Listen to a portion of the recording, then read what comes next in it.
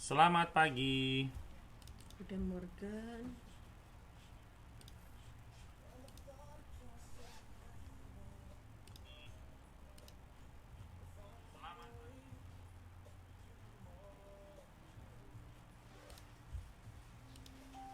Selamat pagi. Selamat pagi.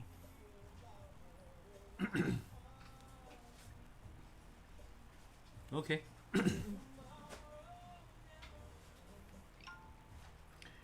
Halo kawan-kawan, apa kabar? Selamat bersua kembali bersama dengan Agam. Saya di sini Agung Sunarto. Amina Chandra, apa kabar semuanya? Salam sehat, dan salam sejahtera. Amin. Hari ini kita berdua hadir lagi seperti biasa akan bagi-bagi info naker buat teman-teman. Yes. Terus begitu seperti biasa juga minggu ini kira-kira zodiak kamu seperti apa ya? Jadi nanti Agung bakal Kasih info kalian bisa ramalan di minggu ini. kalian tinggalin zodiak kamu, nanti kamu bisa tahu kira-kira satu minggu ini zodiak kamu bakal seperti apa ya, dari segi percintaan kayak apa ya. Purwati Sari, Cauan, Wiwin Ardea pagi. Itu gordonnya itu buka melulu. kayak ada something gitu mau keluar gitu. Mau ditutup. Jadi unik juga ya. Kalau apa namanya? Kalau nggak, kipas anginnya Bu yang digeser. Soalnya kipas anginnya itu yang geter-geter Bikin efek gitu ya. loh. Iya, Kita lagi bikin efek gitu. Iya, pertanyaannya adalah kenapa kalau kipas angin tuh selalu bilang enggak ya? Itu masih puter. Kenapa dia nggak bisa bilang iya gitu loh? Kenapa harus selalu enggak gitu? Bukan dia bilang iya, Hmm, karena dia orang India. jadi enggak. Iya. Enggaknya gini, Iya. beda. Oke, jadi sekalian kawan-kawan udah bisa ninggalin zodiak kamu di bawah ini. Nanti bakal ada jawabannya kira-kira dari segi pekerjaan, dari segi keberuntungan, dari segi percintaan ataupun juga dari segi kesehatan. Keuangan. Iya, kira-kira apa saja dari keempat hal ini yang harus kamu perhatikan? Oke, untuk satu minggu ke depan seperti apa ya?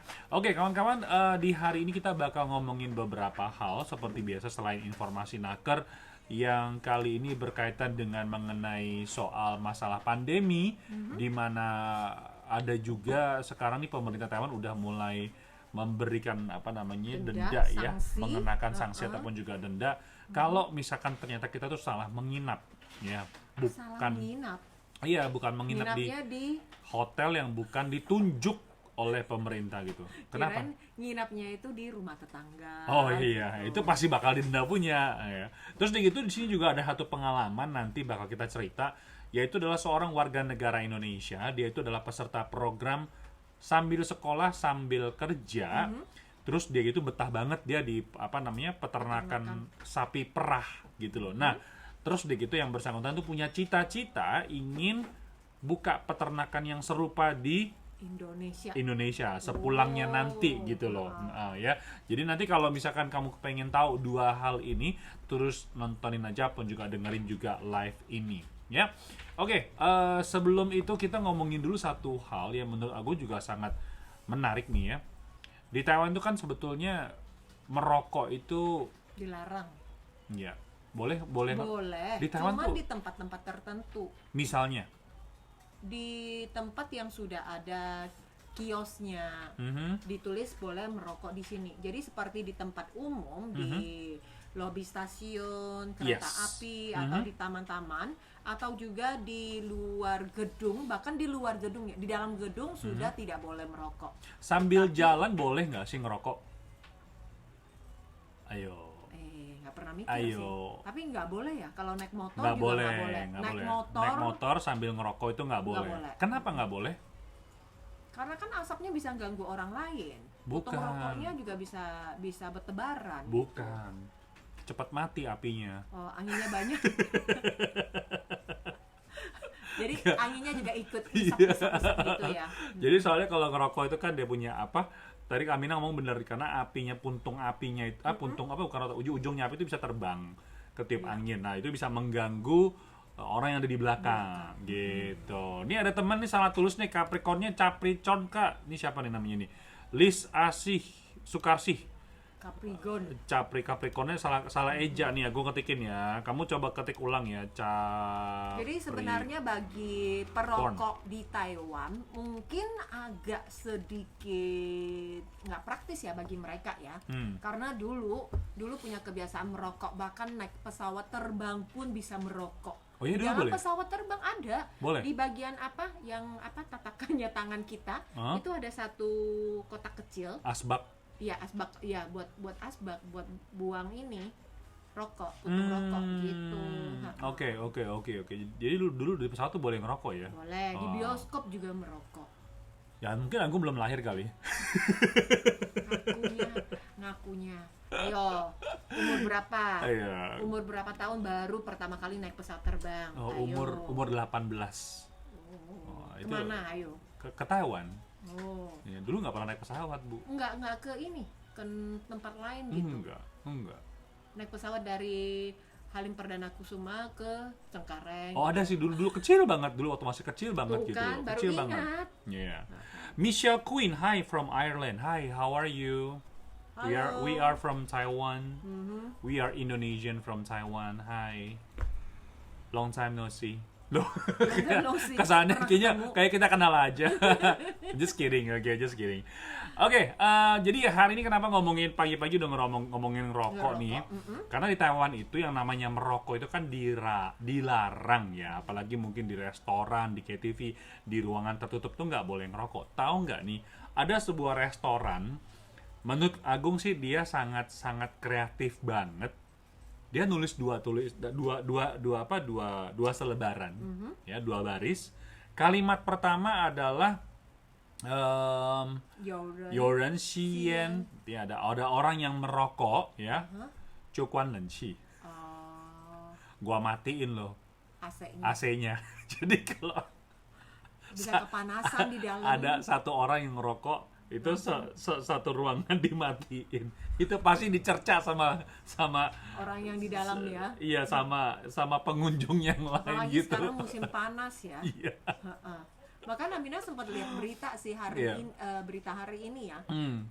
Batu es yang dijual di toko waralaba habis kejual, terus nggak ada.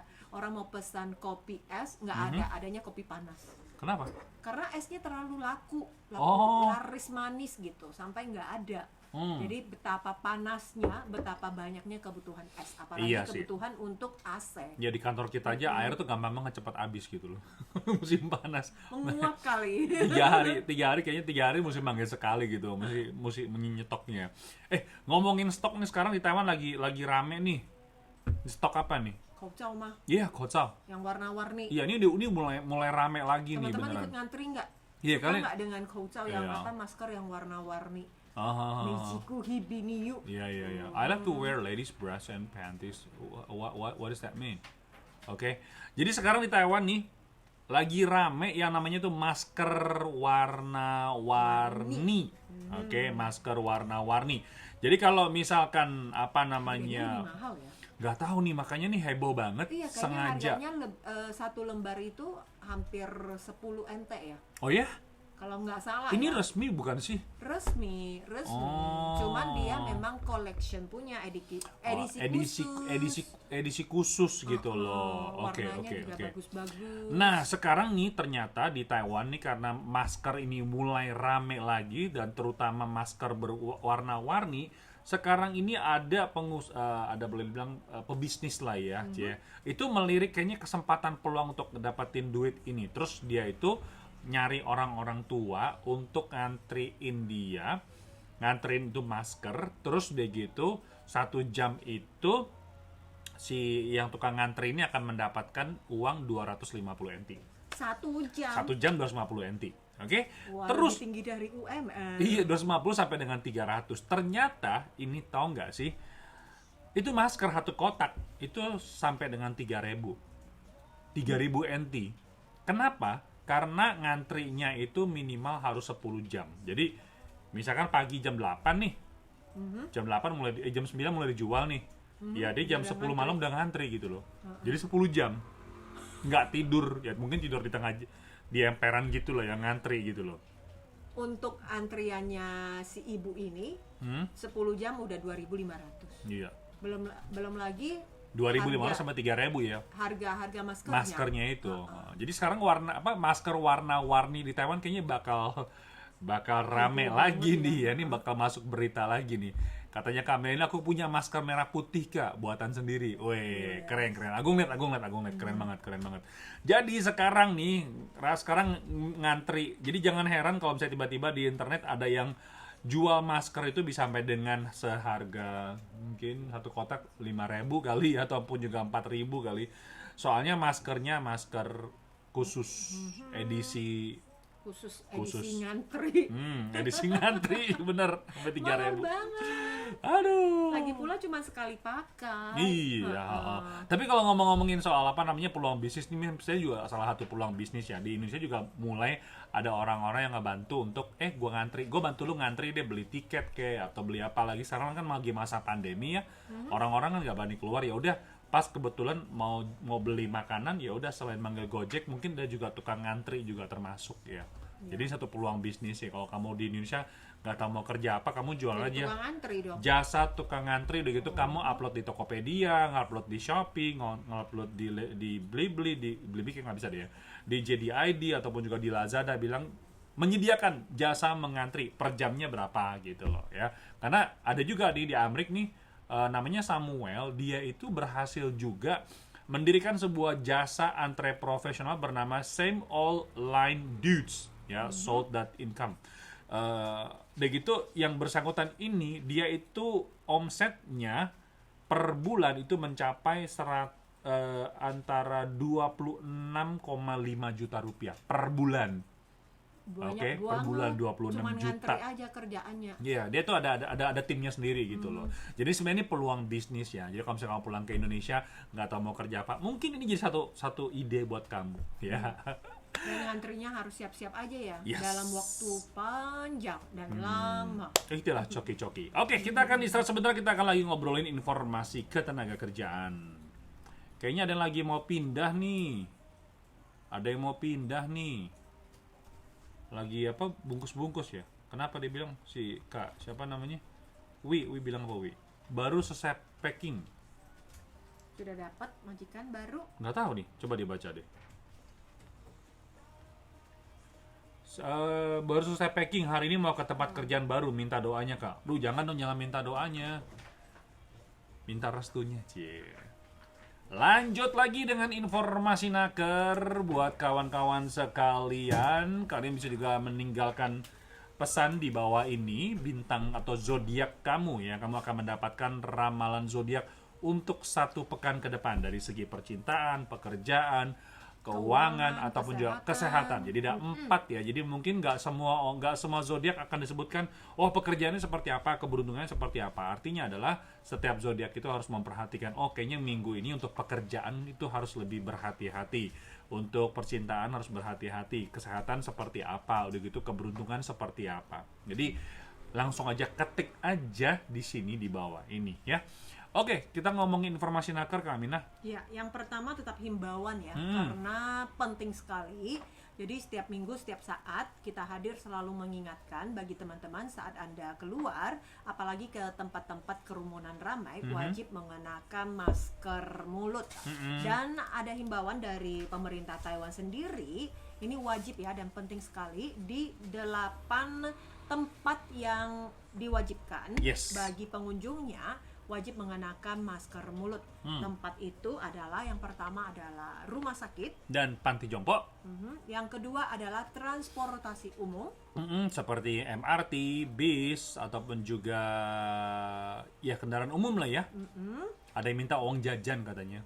Oke. Cayo, yang semangat. ketiga adalah tempat belajar, aktivitas belajar dan mengajar. Ataupun juga mungkin perpustakaan, ataupun juga ruang baca, ataupun juga tempat sewa buku, itu juga termasuk ya. Oke, yang keempat adalah bazar. Bazar, Pasar. pasar umum, Yang kelima adalah tempat hiburan, bioskop, kayak TV. Ruangan tertutup ya, tempat ngedugem itu juga harus mengenakan masker. Tapi kalau misalnya kalau tempat dugem kayak di Taichung gitu pakai masker apa nggak aneh ya? Jadi basah. Basah, panas ya. Basah. Ya. Oke, yang kelima adalah tempat konser pertunjukan. Yep, oke. Berikutnya adalah tempat ibadah, dan yang lanjut lagi adalah festival, kegiatan-kegiatan yang banyak ramai orangnya. Kayak kemarin itu juga wajib mengenakan masker. Betul, kayak kemarin waktu Tataocan ataupun juga hari kasih sayang versi orang Tionghoa itu itu juga dianjurkan ya mengenakan masker. Dan per tanggal 24 Agustus kalau kamu bekerja di wilayah Taoyuan, 4 tempat, bukan cuma wilayah Taoyuan, termasuk orang yang mampir ke Taoyuan itu ya harus mengenakan masker di 8 tempat tadi itu. Kalau enggak kamu bakal bisa dikenakan denda ya. Sedangkan Taipei City juga tidak akan lama lagi juga akan diberlakukan hal yang sama, yang serupa. Di MRT atau di bus umum, jika kamu tidak mengenakan masker dari pihak pengelolanya, baik supir bus, mereka juga bisa menolak untuk mengantar kamu dan juga akan dikenakan denda ya apabila ada pelanggaran ini. Ya, oke, kawan-kawan yang lagi nonton live ini mungkin pada ngetik, pekerjaannya Scorpio seperti apa, kesehatannya Capricorn gimana. Bukannya empatnya kamu bakal tahu ya. Hanya saja menurut guru ataupun juga tukang ramal hari ini zodiak, suhunya agak pelit ya, bajunya pirit-pirit. Artinya gitu. adalah dari 12 zodiak ini ada masing-masing itu ada yang harus diperhatikan. Misalkan ini ya bentar ya. Kayak misalkan kesehatan Scorpio. Enggak, jadi misalkan sebentar ya. Oh, jadi tergantung ya kamu ketik zodiaknya apa, yang dibagi sama suhunya. Nah, itu harus yang perhatikan harus apa. kamu perhatikan. Misalkan jadi Dede bisa nih. Pilih. Iya, Dede aku misalkan mau tahu cintaku minggu ini apa gitu. Dede misalkan nanya soal Capricorn ya, jawabannya pasti langsung ngomongin soal pekerjaan. Artinya adalah Dede untuk minggu ini kamu harus lebih memperhatikan kondisi pekerjaan kamu gitu loh. Jadi mengenai masalah percintaan dan lain-lain itu nggak bakal dibahas, hanya satu hal yang kamu harus perhatikan, harus fokus gitu ya. Oke, lanjut lagi tadi ngomongin soal tadi kami udah ngomongin 8 tempat ya mengenai harus mengenakan masker, dan ini ada satu lagi yang juga harus Anda perhatikan pada saat berkunjung ke Taiwan ataupun juga mungkin pulang cuti dari luar negeri masuk ke Taiwan. Itu ada teman-teman atau kawan-kawan yang sampai di Taiwan pasti langsung dikarantina untuk 14 hari, betul nggak?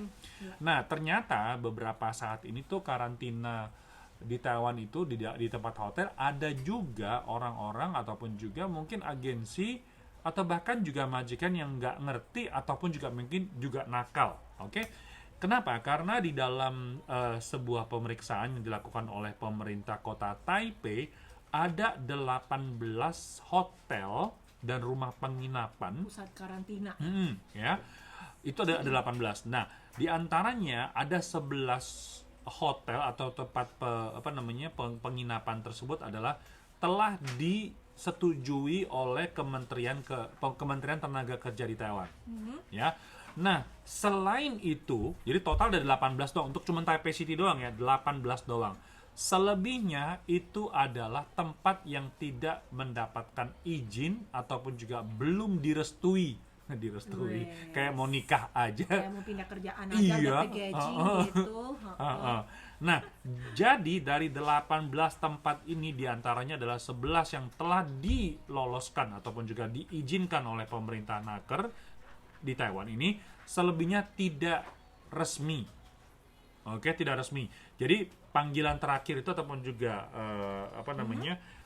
ketentuannya itu sampai dengan tanggal 28. Selebihnya kalau misalkan tidak termasuk itu tidak boleh lagi menampung yang tadi itu, tidak boleh menampung yang orang yang dikarantina gitu loh. Jadi kalau misalnya kamu dibilang sampai Taiwan, kamu kerja di Taipei ini, aku mau tinggal di hotelnya Westin deh, boleh nggak? Milihnya bintang 5 Westino. Kamu tinggalnya di Westino aja gitu, atau tinggal di Westinowati. Iya. Amina jadi bingung. Amina pengen nanya sama yang pernah dikarantina. Nah, pada waktu kamu dikarantina kan harus ngelapor. Iya. Dan lapornya itu ke pusat karantinanya kan, yang bertanggung jawab untuk mengetahui bahwa keberadaan nanti waktu Agungnya di Taiwan itu di karantina, posisinya ada di mana. Sebenarnya dari berangkat dari Indonesia pun juga harus mengisi formulir. Iya. Udah nulis. Jadi gini loh prosedurnya. Sebelum keberangkatan kita harus Kasih tahu, booking diri. dulu, booking dulu hotelnya, kamu mau tinggal di mana. Nah, untuk mencari hotel itu tentu saja harus mencari hotel yang sudah terdaftar. Dan hotel yang ditunjukkan. Iya, Bisa pilih sendiri nggak? Iya, bisa milih. Ada pilihan, tetapi itu kan hotel yang sudah ditunjuk. Iya, betul. Jadi bisa milih, tetapi ya contohnya tadi di Taipei City, 18 hotel kan. Ya udah silakan pilih mau hotel yang mana, karena kan nggak mungkin satu hotel itu banyak kamar kosong, mungkin udah penuh. Jadi kamu bisa banyak alternatif gitu loh. Jadi milih dulu, ya. Setelah milih, udah booking, nggak ada masalah. Nah, begitu kita sampai di bandara, kita harus mengisi formulir. Bukan kira-kira, kamu udah menjelaskan, oh kamu di hotel mana, nomor teleponnya berapa dan seterusnya. Itu harus diisi.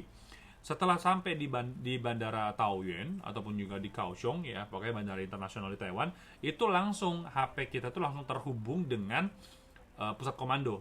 Ya. Ting tong bunyi, oh selamat telah tiba di bandara internasional apa gitu loh. Silahkan menghubungi petugas kami yang di gitu kayak gitulah. Jadi Terus sampai di bandara juga lapor dulu langsung, ke pusat komando. Iya, langsung ada petugas di sana. Nanti kita akan digiring. Wah, digiring. Dibawa ke satu tempat, udah gitu langsung memastikan lagi apakah daftar nama kamu ini, apakah orang ini dicocokin dulu gitu loh. Nggak ada masalah, baru diantar ke bukan diantar, jadi mungkin keluar sendiri, tapi ada jalur khusus ke 2 tempat. Satu adalah ke taksi. Tiga jalur ya. Satu adalah ke taksi, mobil pribadi, mungkin dijemput langsung. Kedua sama keluarga. Kedua mobil pribadi. Ketiga adalah naik bis, ya bis karantina gitu loh. Jadi kira-kira udah terintegrasi pokoknya begitu sebelum kita berangkat sampai mendarat. Ya, gitu jadi loh. tahu gitu ya, sebelum datang udah tahu, oh ini posisinya bakal tiba di Taiwan itu, orangnya bakal di mana nih. Iya, betul. Terus betul, juga ditempatkan di mana. Jadi benar nggak dia selama di karantina itu 14 hari full itu kuai-kuai cai-lian. Iya, nggak boleh keluar ya. Jadi buat yang di Taipei juga nih sekali lagi, sebenarnya ini lebih tepat kepada mungkin agensi ya himbauan ini, karena kalau orang Indonesia yang berangkat dari Taiwan, dari Indonesia, kita mana tahu hotel mana yang disetujui. Iya, karena itu kan udah diurus semua oleh agensi di Taiwan kan. Betul. Ya. Nah, jadi kalau misalkan himbauan ini lebih ditujukan kepada agensi, kalau misalkan mengatur penginapan dari warga negara Indonesia yang ingin bekerja di Taiwan itu di hotel yang bukan disetujui ataupun juga diakui oleh pemerintah Taiwan sebagai hotel karantina, siap-siap akan kena denda. Oke, siap-siap akan kena denda. Oke, baik, kita istirahat sejenak dan kita akan kembali lagi dengan informasi naker yang selanjutnya. Dan selanjutnya ini kita bakal ngomongin soal kesuksesan ya, seorang warga negara Indonesia belajar sambil kerja. Ini keren nih ceritanya nih, mantap banget.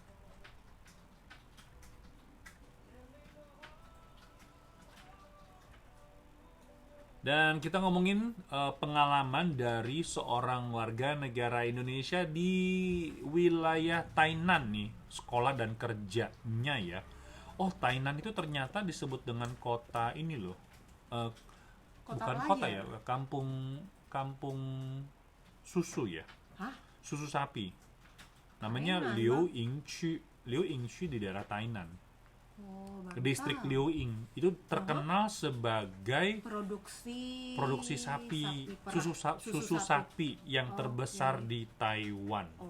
Oh, baru tahu ternyata. Kirain cuman Amina pikirnya di Hualien.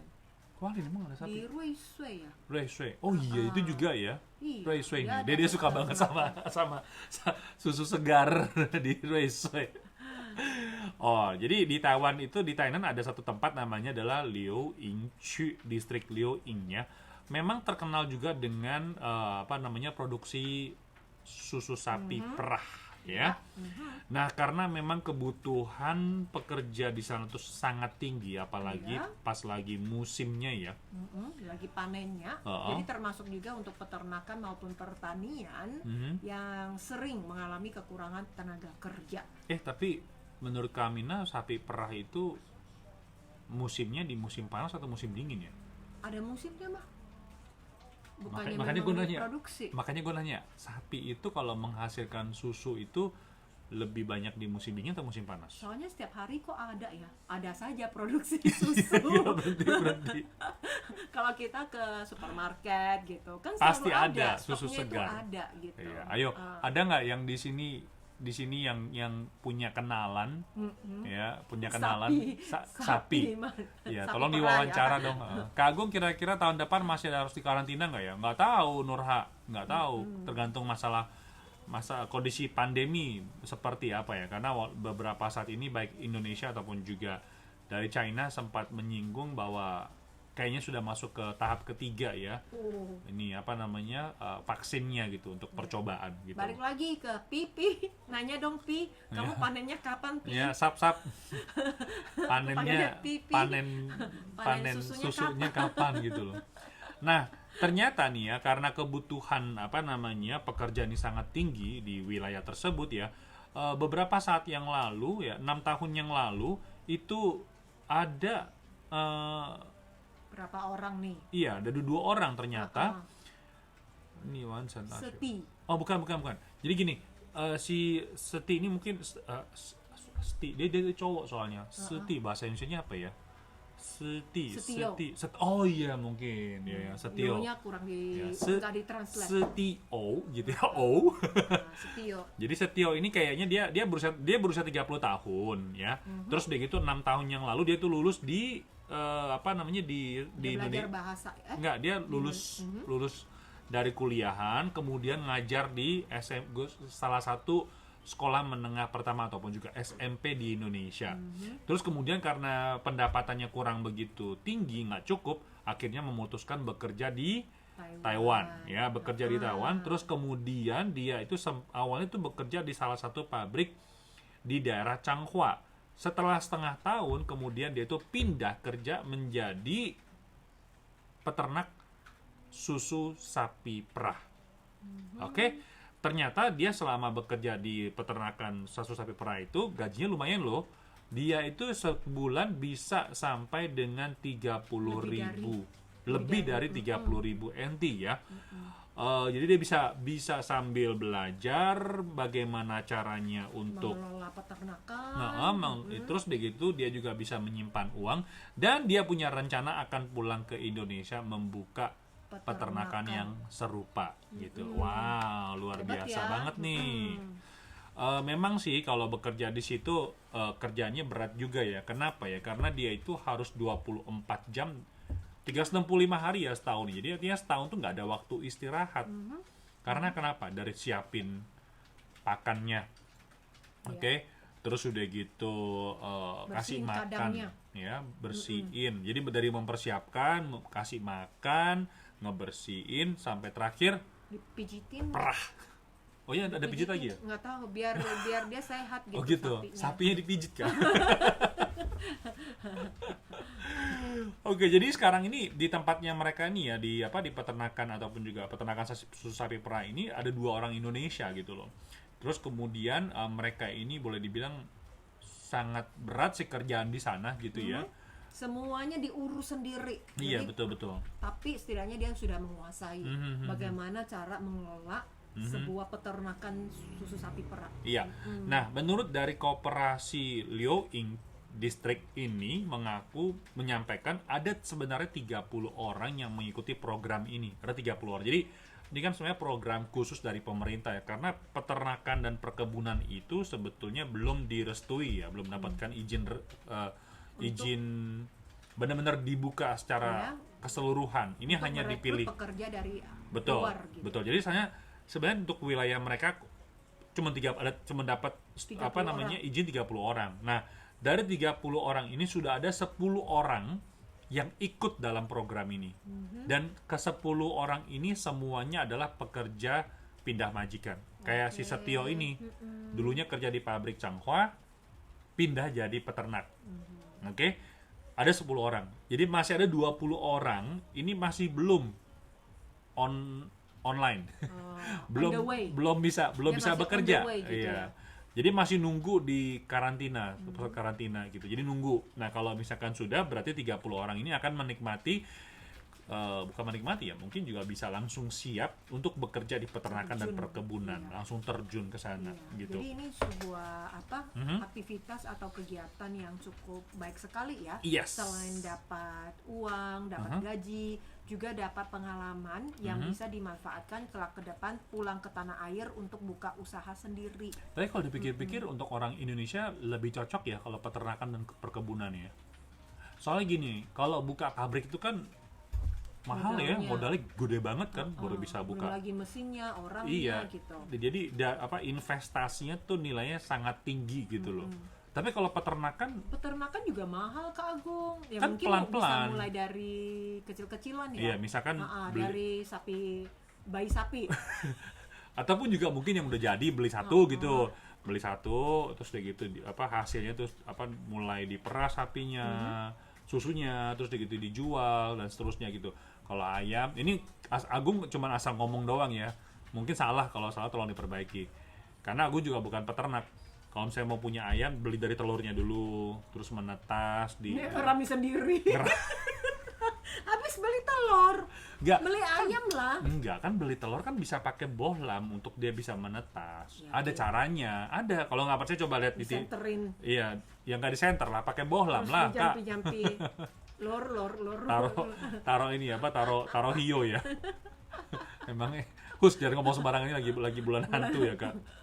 Jadi sebenarnya untuk peternakan ataupun juga perkebunan mungkin nilai investasinya nggak tinggi. Kayak kemarin juga aku pernah lihat juga salah satu teman di Facebook, dia juga sekarang pulang ke Indonesia pun mulai bercocok tanam. Jadi bawa bibit dari Taiwan, terus kemudian mulai belajar untuk menanam di kebunnya sendiri gitu, di satu petak tanah gitu, dan hasilnya lumayan. Kak Agung masih ingat dengan Anto Budianto? Oh, Anto ya. Iya, dia kan sukses sebagai petani cabai di Indonesia. Memang kemampuan dia untuk bercocok tanam ada. Nah, di Taiwan kerja di Chungli ya, di Chungli di pabrik, dapat modal yang besar, terus melanjutkan usahanya sebagai petani cabai. Dan harga cabai di Indonesia kan naik terus ya. Maju, sukses ya? Berat. Bahkan juga selain dia sukses, banyak sekali kegiatan-kegiatan amal yang dia lakukan untuk masyarakat, kontribusi bagi masyarakat. Oke. Jadi sebenarnya tidak ada jalan yang menutup hidup kita ya, asal kita mau mencoba dan berani menanggung resikonya. 1000 jalan menuju Roma. Iya, banyak. 1000 jalan menuju Jakarta. Oke, silakan kalian teman-teman meninggalkan pertanyaan di bawah ini, nanti kita akan jawab satu persatu ya. Jadi silakan meninggalkan pertanyaan di bawah ini, nanti akan kita jawab ya, Kak.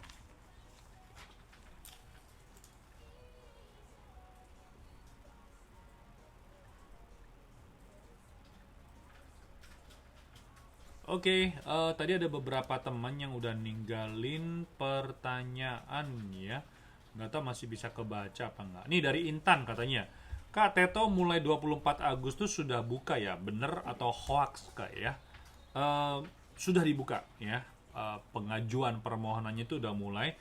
Tapi ini bukan untuk yang Teto yang aku tahu ya. Dari pemerintah Indonesia, dari KDEI sudah mulai menerima permohonan dari agensi ya, udah mulai menampung.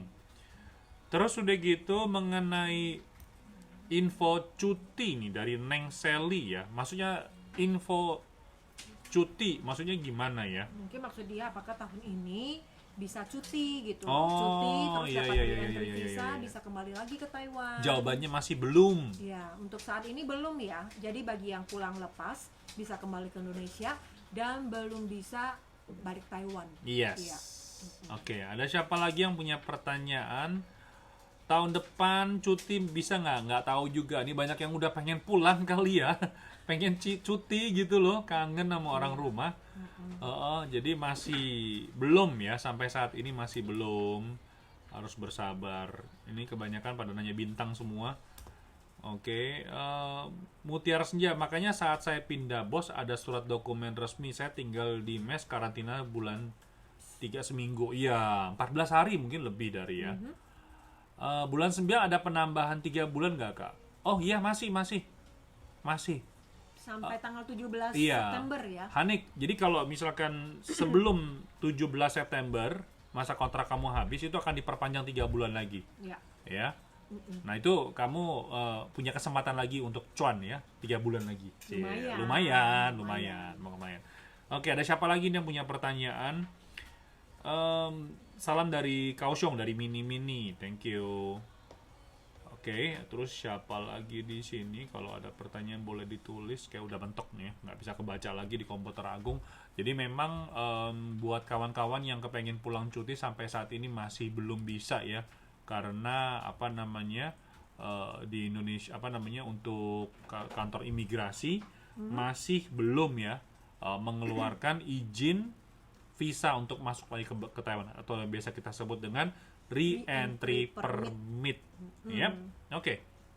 Mungkin kami ada yang mau nyampein sebuah kegiatan. Informasi kegiatan di wilayah Yunlin. Dan di mana ini asosiasi kebanyakan adalah dari mereka pekerja maupun imigran baru asal Vietnam ya. Nah, pada beberapa saat yang lalu mereka juga sempat mengadakan basar kuliner dan di mana basar kuliner ini dibagikan bagi teman-teman yang ikut menyumbangkan darah. Pas ada kegiatan donor darah, terus warga imigran baru atau pekerja asal Vietnam, mereka masakan khas negaranya, terus disajikan bagi mereka yang sudah berbuat amal gitu, menyumbangkan darah gitu. Jadi ini adalah sebuah kegiatan yang positif sekali. Banyak sekali makanan-makanan khas dari Vietnam seperti Chun Chuan. Itu kayak apa ya? Risoles ya mungkin lumpia rebus ya. Enggak pakai enggak rebus. Enggak direbus juga, lumpia mentah. Oh, mentah. Okay. Segar yang bilang mentah, kalau mentah nggak ada yang berani makan kali ya. Jadi kegiatan ini mereka berharap ada orang yang sudah berbuat kebaikan, menolong sesama. Nah, tidak ada salahnya mereka juga memberikan sumbangsi atau apresiasi dengan hidangan-hidangan khas, makanan khas Vietnam, dan juga dalam kegiatan tersebut juga diramaikan dengan kegiatan-kegiatan menyanyi, kumpul bersama. Oke, jadi ini kalau di Taiwan tuh nyumbang darah itu ataupun donor darah biasanya bisa dapat hadiah ataupun juga sebagai kirain dapat bayaran. Nggak dibayar. Enggak ya, gratis ya. Kayak Agung kemarin nyumbang darah di 101 di distrik Xinyi sana, ada mobil ya di sampingnya AT&T. Itu hadiahnya ini 2 lembar tiket nonton gratis. 2 lembar. 2 lembar itu nilainya kira-kira 500 ya 2 lembar. Lumayan juga kan, ya. Oke, ini ada pertanyaan nih dari Intan. Berarti yang di Indonesia belum bisa proses ya kak? Nungguin laukong biar cepet-cepet terbang ke Taiwan. Aduh, semangat. Vyoji, Kak Agung mau tanyakan, aku bulan 6. Harusnya pulang bulan 6, terus aku ditambah 3 bulan. Nah, kan aku udah mau habis nih tambah 3 bulan. Apakah akan dipulangkan atau enggak, Kak? Ya, bisa diperpanjang lagi. Iya. Bisa. Jadi kamu nggak usah khawatir ya bakal diperpanjang. Lumayan bisa nambah 3 bulan lagi gitu loh. Oke kawan-kawan, terima kasih banget buat kamu yang udah nonton live ini dan juga men-sharing video ini. Makasih banget, moga-moga informasi yang kami sajikan bermanfaat. Saya Agung Sunarto. Amina Chandra, terima kasih. Matur nuwun, sampai jumpa. Bye-bye.